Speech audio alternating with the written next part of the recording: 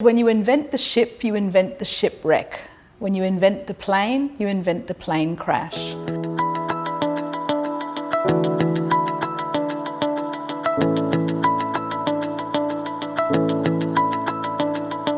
So with all new technology, at the moment that you're enabling, you also have the opposite of that. And this idea of governance or consequences or side effects. So on the one hand, can you imagine what it would be like to have been born 100 years ago? And in fact, I think I saw recently on the news a woman that is more than 100 who lived as a young person through the first pandemic and has survived now. Can you imagine in the course of her life, if you tried to explain an ATM or a mobile phone or instant payments, you know, any of those things 50 years ago or 100 years ago. And so with this amazing world of possibilities also comes this new set of consequences and responsibilities. And I think where we are right now, society at whole, you know, governments, institutions, schools, families, is we're really just trying to find our way through what that governance environment should be in order for us to ultimately have sustainability. Yeah, and to be able to thrive again, I think. Absolutely. And also, I mean, look, I'd love to think that we could say, from an environmental point of view, we're here. Yeah, so I'm a child of the 60s. I remember going on, you know, vacation with my parents, and it was commonplace to throw something out the window. Yeah. And then I remember sort of a decade later, you know, the whole of Australia was behind picking up, you know, everything and cleaning up the planet. And I know there's a lot that we still have to do from an environmental point of view with sustainability. But the way we treat the planet now compared to when I was a child is significantly different. And I think we need to be thinking from a digital point of view that we're in that same evolutionary process. Actually, if you look at it from that standpoint, we arrive at this spot seemingly fast. I mean, from the Industrial Revolution, it took us 100 years to think, oh, we do something wrong as well. It has down effects, downsides. But now we are rapidly growing in awareness that this is going to be an issue. It seems like we need ways to get our act together and get back in being more able to govern our own data. So more like what we call data sovereignty, you know, controlling. Yeah. And I think the problem for us right now is just the rapid pace of change. Yes, even if we think right now, 2020, you know, the beginning of the year, the idea that we understood even COVID, Corona, the idea that there might be a vaccine, you know, people were saying it's, you know, 18 months, 2 years away.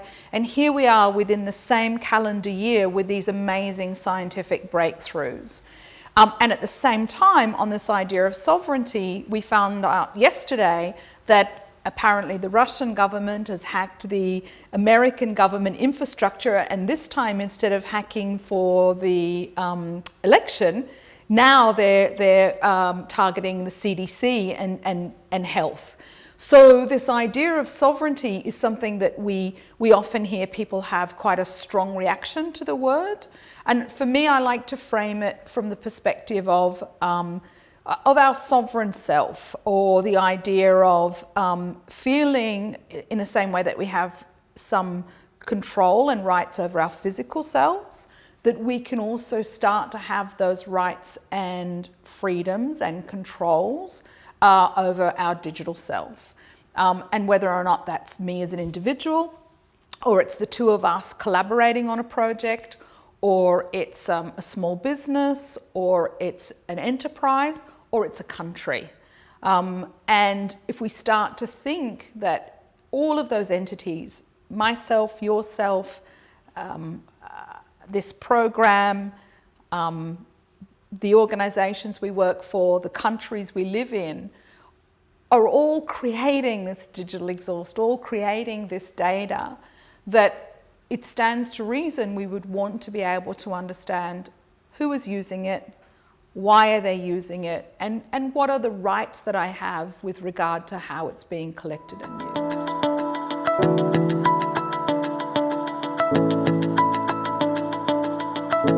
I think this is, for this generation that is born right now, I think we will have to get to a place where there is a digital bill of rights in the same way that we have those human rights. Not to say that all countries or all parts of the world will sign on to such a thing, but if we imagine that each of us from the moment we're born are creating this digital twin, if we don't find a way to be able to extend the physical rights that we have right now into the digital realm, then it'll be very hard for us to build trust into everything. Trust into health, education, government. If you think of all of the services that we access in the physical world, we know that we have safeties and we know that we have recourse if there is some type of abuse, or there is something about that service that is not in keeping with our rights. We need to find what that also means in the digital world. Yeah, so for you, you also say sovereignty is not about protectionism, you know, from countries or even regions, but it's really about being self-sovereign as an entity or organization or a human being. So being able to know where your data is, being able to port it and reuse it in other circumstances. I think it's about recognizing there are boundaries, and I think that's the tough thing in the digital world, is everything melds together. Whereas in the physical world, it's easier to see, you know, we are separate people, this is a physical table, you know, I'm looking at the camera, you know, so we're able in the physical world to understand where things start and stop. And I think the idea that I love around digital sovereignty is this idea that we can get a sense of where things start and stop. If I follow on with the idea around, you know, nation states, I think it would also be really wise for us to consider the fact that we have three very different models emerging in the world right now.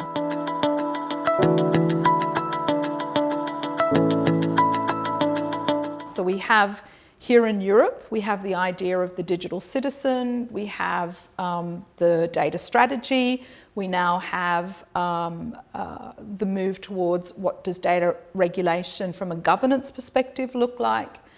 But then if we jump to China, we have the state as a very strong power, and even in China there are some regulations right now around increasing data privacy, but always in the context of the state also having that access. And then we move to the United States, which has always been very mercantile, market-driven, the fastest there, the market determines.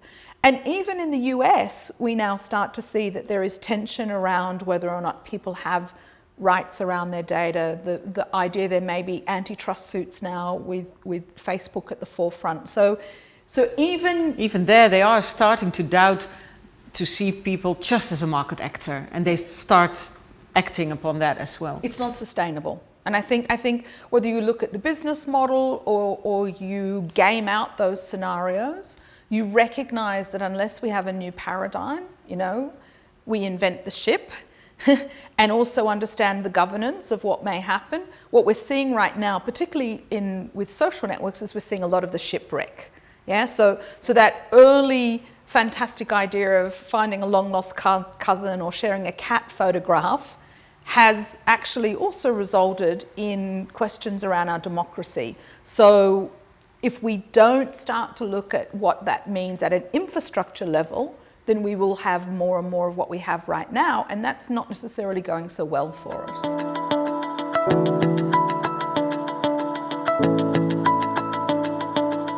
Look, I think this comes back to this idea of sovereignty, or being able to see the physical shape of something. So when something was valuable, you used to be able to just lock it up, yeah? So the bank could lock everything in the vault. If you had, you know, employment records, you know, you knew they could be locked into a cabinet. So we've had this paradigm for the longest time of saying if something is precious, then what you can do is you physically secure it. You put a physical perimeter. But over the last decades, we've actually moved our perimeters out further and further. So customers have become partners. Competitors have become collaborators. Supply chains. Supply chains have become integrated. And so it's not possible to have those hard physical boundaries. Then you start to look at what's happened with things like cryptocurrency or digital money. And we've recognized that it's not like gold bullion where you just lock it up and hold it safely. We realize that it's brought all sorts of new challenges around digital keys, how I access, who I'm connected to. And so we are dealing with some of the same challenges where things are valuable and need to be secured, but how we go about, first of all, identifying their value and what that perimeter is, those security perimeters are, is really, really changing. Because at the same time, everyone is saying, oh, you have to have a great user experience and things have to be frictionless and onboarding has to take 2 seconds and you have to recognize a customer immediately the moment they turn up. So we have this paradox between how do you make things more convenient at the same time as recognizing the infrastructure or digital assets that are valuable and need to be protected, at the same time as balancing that against cybersecurity, fraud, identity theft. So it's true for organizations now, there's much more complexity than being able to take a HR record or some bullion and lock it away and say, okay, that's relatively safe. So part of, I think, the reason it was easy to digitize rather than to be digital. Because you left it in the same... Exactly. All it was just an evolution of something that was familiar.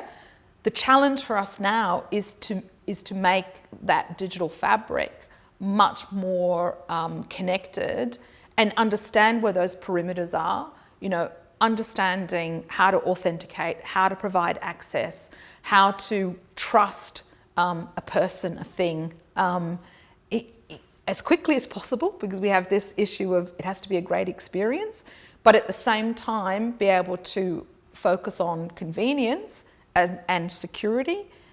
And then now this value exchange. How do we start focusing more and more on the value that's created by getting this right?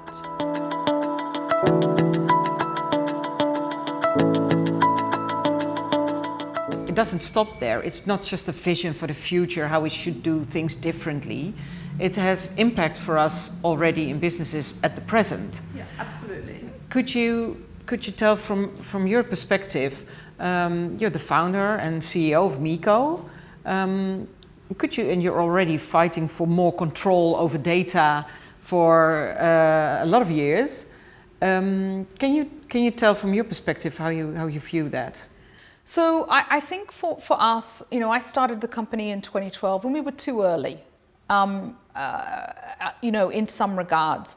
Although I felt at the time there was this massive race on, because at the time the World Economic Forum around 2011, 2012 had published some really important papers on digital identity and the digital economy.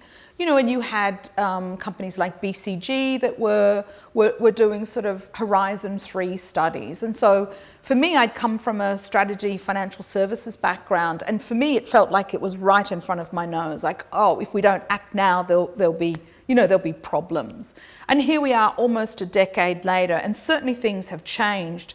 But the truth of it is there is much more awareness now than what there was then. However, if we look back a decade, we realize that these important building blocks were in there.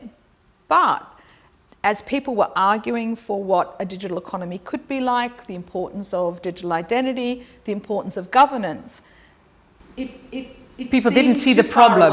It seemed too far away at that time. Maybe people didn't feel the urgency. Absolutely. There wasn't the context, and I think the other thing, I don't know whether it'll be early 2021 or whether it'll be more 2022, but life has forever changed. We talk about, going back to how things were and people have even said, oh, there's no normal, there's a new normal. But I don't think we all understand quite what that means. But I think what it will do is it will break the past of where we were digitizing things. So I think the last couple of decades we've taken physical information, records, documents, ways of working, and we've digitized them. But what we haven't done is created a digital economy. So we haven't put the right infrastructure in place, we don't have the standards, we don't have the mechanisms to be able to trust, secure and exchange at scale, and also have the audit that goes along with that. So I think we aren't all going to go back to work in the way that I think we are all craving, to have human contact, but it won't be exactly as it was 9 or 10 months ago. To say, we have the hard infrastructure, be it roads, be it rivers, but now for this whole data economy to evolve, we need soft infrastructure. What's your view on that? So I think there are 2 or 3 things that are critical. So first of all, standards. I love standards. Well, I have a love-hate relationship with standards. I've never sat through so many consensus building meetings as I have in the last decade, where you're ready to scream, but you realize that it is that consensus that is so critical, that make the possibility for interoperability and portability. Okay, so if we're going to have a thriving digital economy, if we're going to be able to track and trace the value of data, and I don't necessarily mean just in an economic sense, but how it may help better outcomes in health, science, education, financial decisions. And maybe also to tilt the data benefit balance, that I can get some benefits from my data. Absolutely. And for me, I know that there is a lot of focus on, Facebook's made a lot of money out of your data. Why don't I start doing that? I think what we're missing if we skip over the importance of this soft infrastructure is that if we can get to that place where we can personalize outcomes, that value, or what I can get out of that, or what a family can get out of that, is exponentially more than selling the data. Because you imagine what it would be like for a new parent actually understanding exactly how to respond to a child and their well-being, or a teacher understanding how to unlock something in a classroom, or for a young woman who recognises that she's not going to earn the same amount as maybe her male counterpart, and therefore the financial decisions she needs to make in her 20s that she may not realise until she's in her 30s or 40s or 50s and it's too late. So if we start to think of the importance of that soft infrastructure in terms of standards, interoperability, data portability, and therefore personalisation, then what we have is the means for an economic environment which is more than a zero-sum game. I have something, I sell it, I win, you lose. Now what we start to look at is, and in our organisation, Meeco, we often talk about the API of me. Now I can be an actor in that value chain. I can bring data from parts of my life together with what you may have as a service provider, and the sum total of that is a much better outcome for all stakeholders. The challenge that I see ahead here in the EU is to understand more around that horizontal, which is the citizen, cross-sectoral, the patient, cross-border, the student, exactly. Because you don't live in a silo, you live across all these spaces. 100%, and there could be a health record which is critical for my employment. There could be an employment record which is critical for my insurance. There could be an insurance record that's critical for my travel. And so when we start to think of it from a human-centric point of view, we realise that there should be an additional data space, which is you and I. What does it look like for the horizontal and the different roles that we play? And therefore, if I look at it through the lens of our technology and our vision, which was to create that infrastructure, the soft and the digital and the security infrastructure to enable these applications to be developed so that we could have a more seamless experience, so that we could move from being a patient to an employee, to a bank customer, to boarding an aircraft, to filling out an insurance claim, in seconds, because we have the ability to collect, protect, and reuse our data I think we haven't even begun to talk about the economic benefits of a more integrated, transparent and trustworthy digital economy in that context.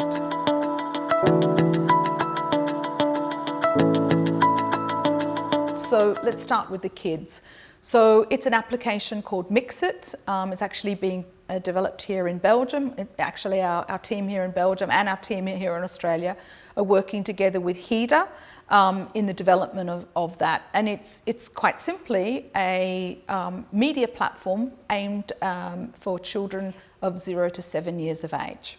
Okay, why do we need this? We have YouTube, you know, there are lots of things. Well, what we don't have right now for children is a platform where a parent can be sure that every piece of content that a young child accesses, they understand where that content came from.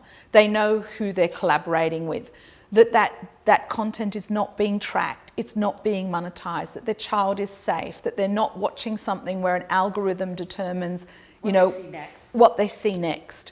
And so we're really excited and very proud of that collaboration, because what we will start to do is to say to parents, when you want to start collaborating and enabling a child to interact with media, it should be safe. It should be something that you can trust, and you should be aware of always where that content came from, and you shouldn't have to trade off your child enjoying content because it's being monetized or tracked in some way. So it's actually also giving them an alternative, because that's right now sometimes the issue. You only have a negative choice. You can go off YouTube or off Facebook, but you don't have a positive choice. This is really what's so lovely about that as a product, and the team that imagined it was around how do you create and enable that joy without having to have all those trade-offs. So how do you allow a child to collect and enjoy moments of their life, audio, photographs, video, and collaborate with their grandparents or their aunts and their uncles or their parents in a way where they feel safe, and that it becomes a more normal, safe part of early development. And how would you say that data sovereignty, being in control, is worked in that solution? So does it have a role in that solution? Yeah, it's probably the favourite part for me, is that we're potentially helping a generation of parents, young parents, to understand the importance of protecting the digital footprint for their children, but we're actually enabling a whole generation to start growing up with more awareness around those digital rights. And being in control. And being in control. Yeah. So that one's very close to my heart. Very interesting, yes. The next one is a company in Australia, Vela Solutions, and they're tackling another problem which I think has huge commercial and economic benefits, and that is workforce management. So they're really focused on being able to increase the trust and transparency when you onboard somebody into the workforce, which is going to be very important as we start to, I mean, there's been such a seismic shift of many people being moved out of the workforce this year. And what we hope is, as things become more sustainable economically, that people return to the workforce. So they're focusing on digital identity and verifiable credentials, all based on underlying standards, global W3C standards, which means that an employer can see a credential and trust it. But what's more important is that when an employee leaves that contract or that assignment, they have the portability of those credentials with them to take to their next place of work. We can start to look at lowering the cost of onboarding, offboarding. We can start to look at access to buildings, projects, assets. So there are many, many benefits that you can see from a commercial point of view, but more importantly, it's a way of surfacing that transparency and trust for both the employee and the employer. it's kind of building to a skills data space, actually. It maps perfectly, I think, to what we're trying to do here in the European Union around the skills. You said you had a third example. Yes, so the third also, it happens also to be in Australia. This year we've been approached by some amazing Australian founders that are building on our technology. It's a company called My Life Capsule, and they're focused on a generational problem. So imagine people our age that are increasingly responsible for children and also aging parents. And as we move now into this digital connected everything, it's becoming more and more difficult for an older generation. Part of their life is analog, part of their life is digital. Is everything in place for end-of-life planning? If somebody was to pass away suddenly, you know, how do you get access to the... How you unlock their lives, How basically. do you unlock their life? And look, the sad thing is we're really not just talking about an aging population. We all know the trauma of somebody that may pass away from illness or accident. And one of the difficulties is we hear over and over that it's very hard to turn off the digital life, you know, whether that's social networking or email notifications. So there is this problem that is increasing, that we are actually have a digital life before our physical life. So parents are sharing about an unborn child online before the child is born. And sadly, we also have that same trauma associated with having a digital life beyond our physical life. So we have these new paradigms to deal with. So a parent starting to think of that first moment of digital records, health, education, growing, learning, those really beautiful first memories. And then starting to think about what would happen with an aging parent in terms of how do we respond to an emergency? Who do we trust? How do we find the information that we would need in that first 24 hours? And so I think the really practical, important focus for My Life Capsule is saying this is very sensitive data. So the idea of sovereignty and control is really important. There needs to be a high level of trust, which I'm delighted that they've chosen to develop their solution on our platform because of the security and encryption and the way we manage data. But it also has to be fluid to work within the context of a family, because the needs of a baby born today are very different to the needs of managing an aging parent, and everything in between. So I think what's great about that also is it starts to bring these life events, these very practical moments of time into front and center to say, okay, we need practical ways of dealing with these things.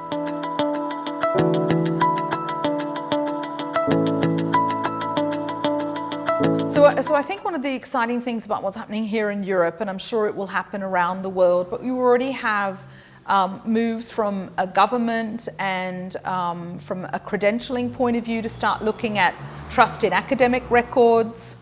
You have a big commitment here to distributed identity in Europe alongside the eIDAS digital identity.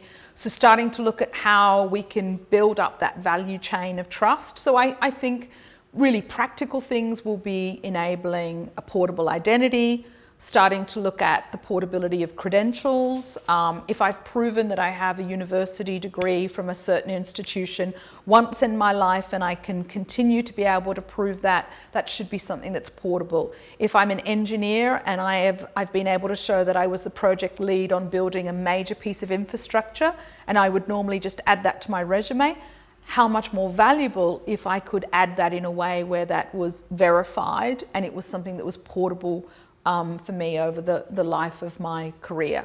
So I think in the workspace, it will become even more important with how we access physical spaces, and in certain professions, you know, who is accessing what when and what assets are they actually interacting with. So I think when you look at some of the data spaces here in Europe, the 9 data spaces, it touches agriculture, it touches skills, it touches health, it touches financial services. I mean, the interesting thing about work is that it's a horizontal integration between each of those data spaces. Yeah. Yeah, and if organizations want to start, so this is really, I think, going back to what you said at the beginning, this is not about digitizing the physical resume, making a resume database or whatever. This is really about transforming the way you look at it. So employees coming in, it's their data, and you want to enable the porting of that data, but you want to use it for onboarding and offboarding. And what you want ultimately is a more trusted and motivated workforce. You also want to be able to make sure that your learning and development is timely. Lifelong learning. And look, I don't want to say which airline it is because I don't want to risk saying it's incorrectly, but there was an airline at the beginning of the year that was outed because their pilots were flying without a pilot's license. And so there are certain professions where we want to know that the person flying the plane or removing my kidney or teaching my child is actually somebody that has the right credentials, or even if they are very experienced, that their learning and compliance requirements associated with their profession. And I think back to the pilots, there was an argument saying, yes, but these are all experienced pilots that had maybe skipped some of their accreditation. I think this is really one of the areas where that digital portability is really important. It's crucial. Because accreditation is governance, and governance ultimately leads to how we can trust this digital infrastructure. And for me, those things go hand in hand.